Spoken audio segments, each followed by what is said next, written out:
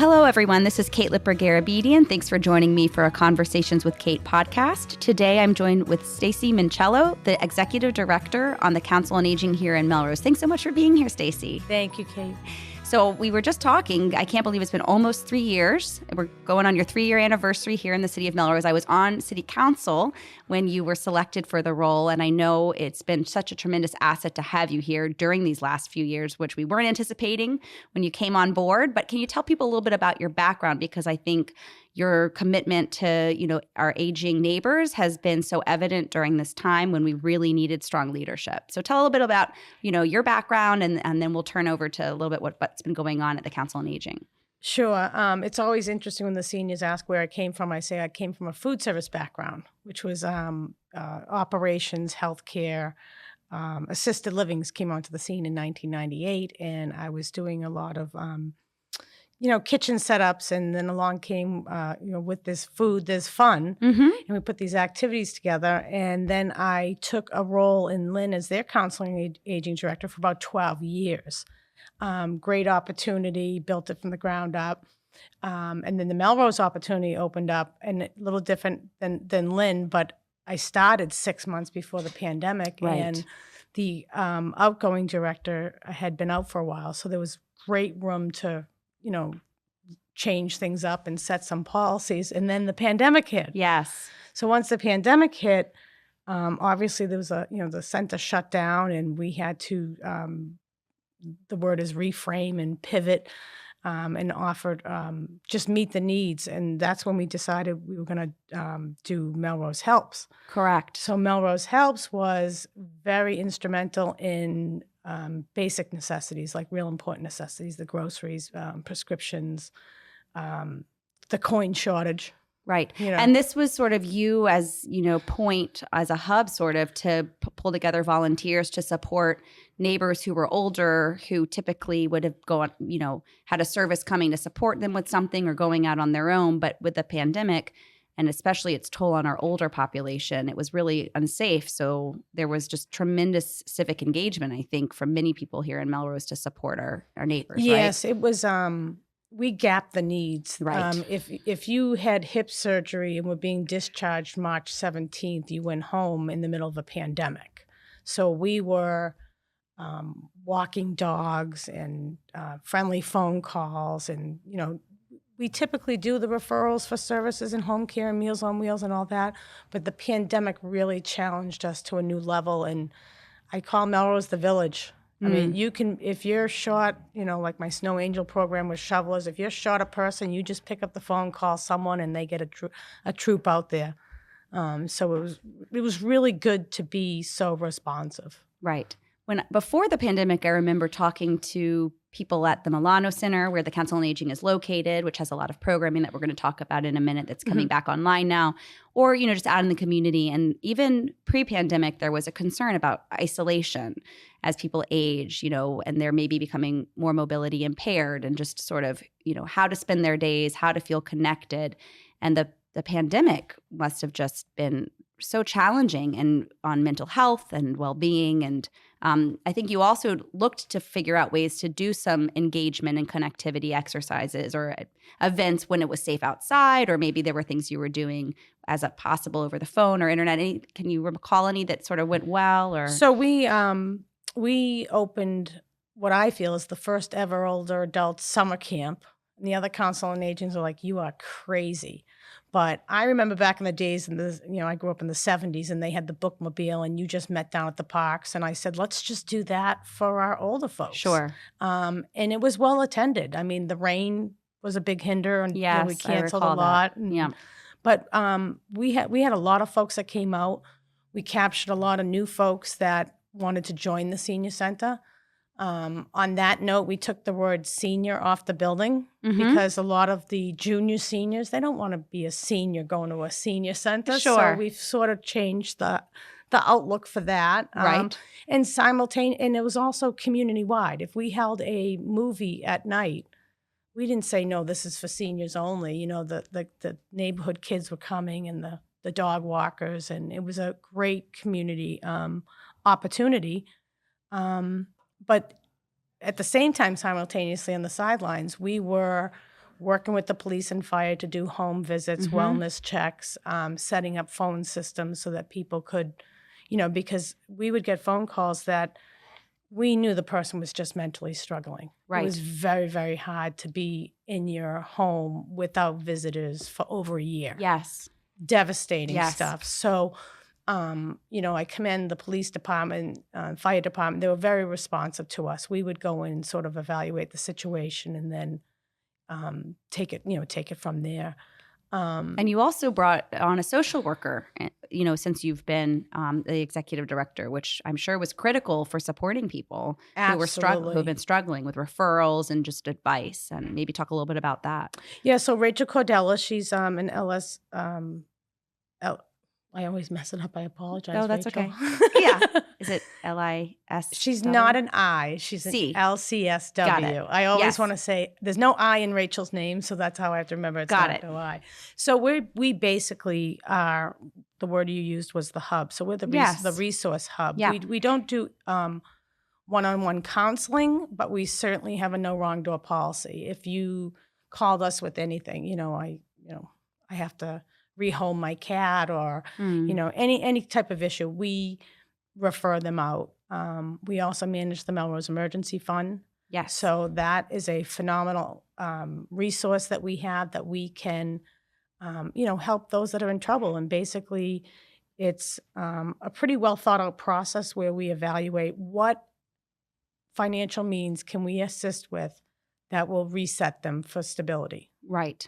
And that's the premise of the Melrose Emergency Fund. And it was really nice to have that as something to share with people because, as you know, I mean, I'm not the hub that you are, but lots of people were coming to their state rep over the last few years to say, I've been laid off and I'm waiting to get my unemployment benefits started or whatever it might be. And I'm behind on a utility payment or a rent or, and this is the sort of rationale for having an emergency fund. So it was nice to have that as one of the many resources that I could suggest that people pursue. Well, we appreciate your weekly alerts because we were so busy in the trenches taking care of a large amount of cases that we couldn't even keep up with the updates. Sure. Of, when does the COVID pay stop? When does the eviction notice end?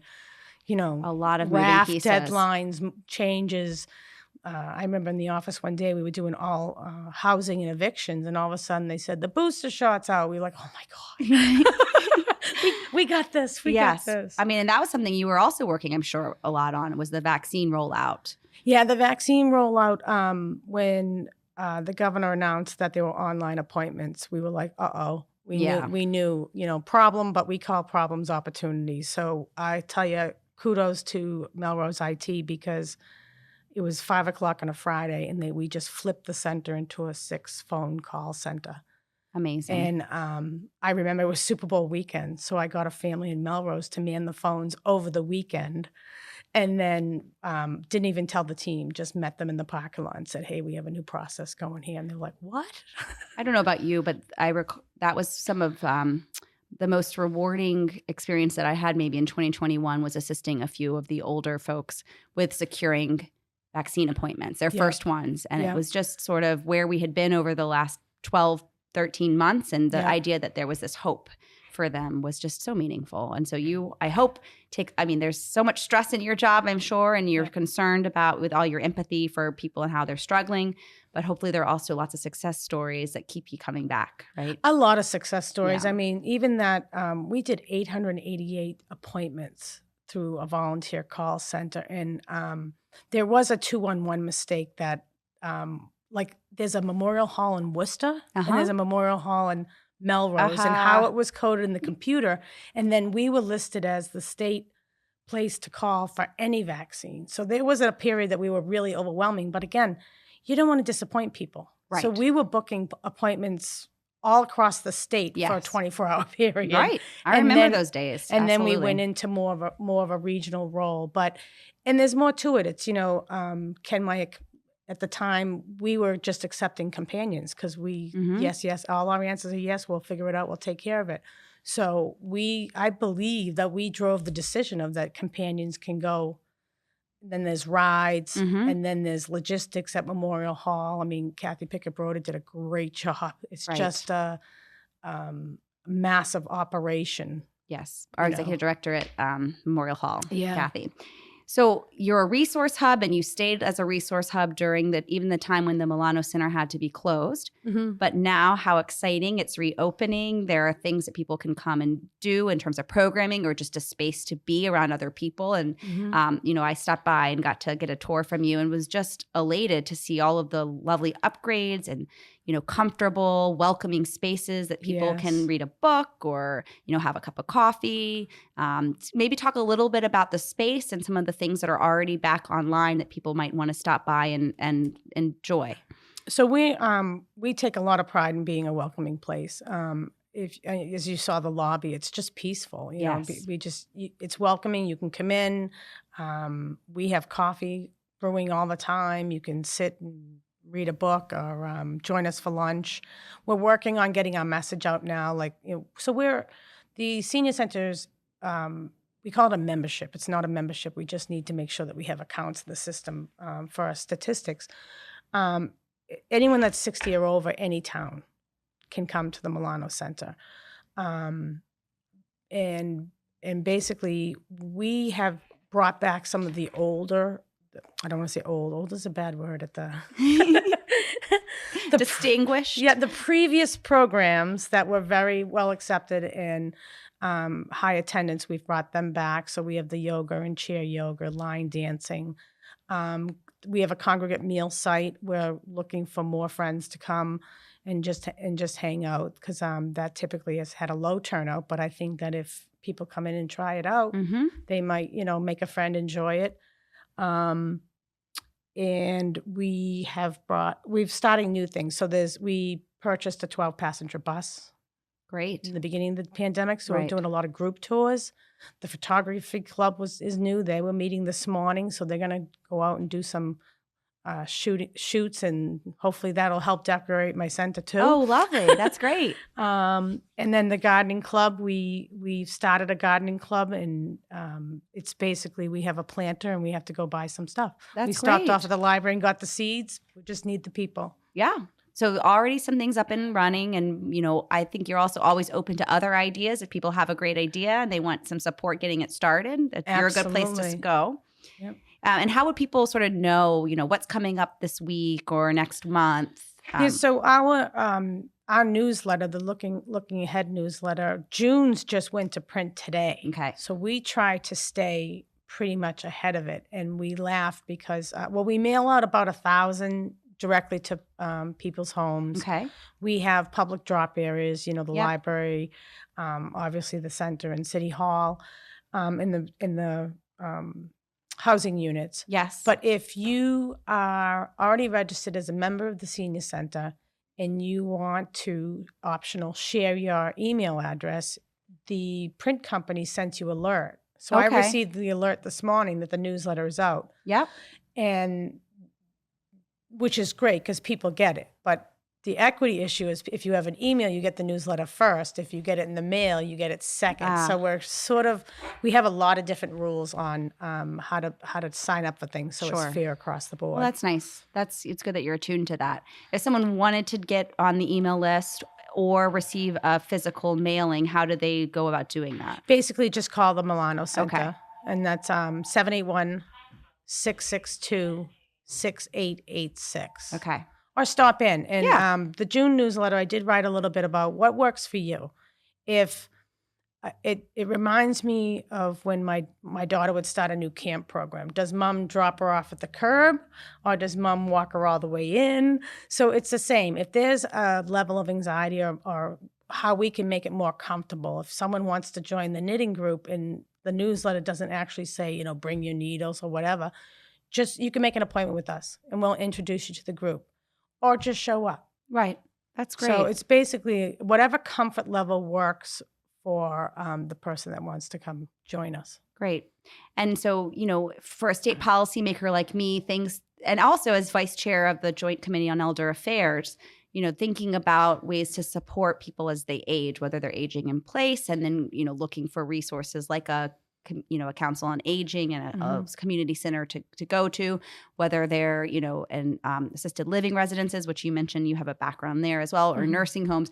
Figuring out ways to just ensure that people continue to have dignity throughout their lives is very important to me. And so obviously the state looks to, fund the councils on aging. That's a big priority for me in light of my role on the committee.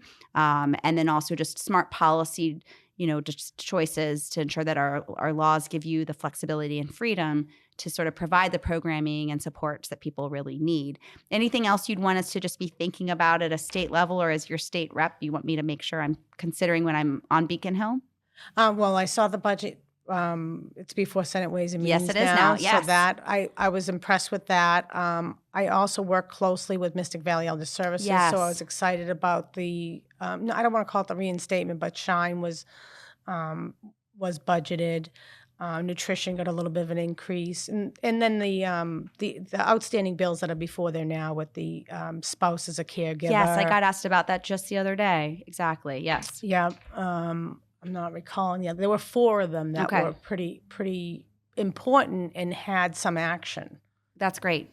Well, and as you know, we've talked over the last couple of years now that I've been in this role, and also with your counterpart, a new counterpart in Wakefield, Karen Burke. Yes. But, in the same way that people listening today should feel welcome to always come to me and ask questions about what the state laws are, what we're working on to support seniors. I know that you and I and Karen now will have a great relationship as well, and you can raise up voices and let me know about things that you want me to be aware of. Sure. Obviously, also so thrilled to have gotten that $50,000 earmark in this current fiscal year budget that we're using for the outdoor patio space, which is great. I'm excited for that to be available for use. Yeah, we're thrilled about that. Kudos to John Capuano. He's our chair president. He really was the project manager and did a lot of hours and footwork in helping us in the DPW make this project happen. And we're thrilled because we envision, first of all, it's 1,200 square feet, additional square feet that we can use. Yes. Without hindering the sunlight from the garden planters. It's a great spot. But also to meet the needs of the younger seniors that are still working. We have mid-70s that are still working. We could potentially open in the evening and use the tent depending on the weather. But it'll have electricity, which is perfect when you do sound system or exercising or even meditating, and then lights. Yes. So it's I call it the ambient.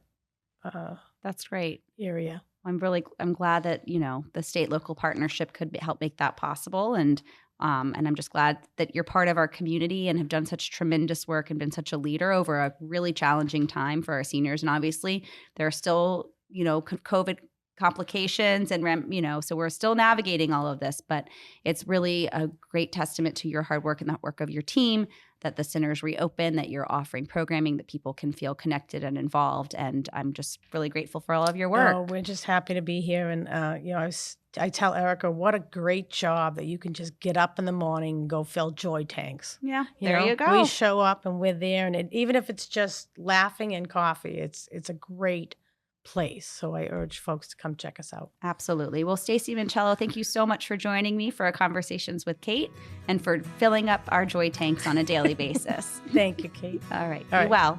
Thanks, everyone, for listening.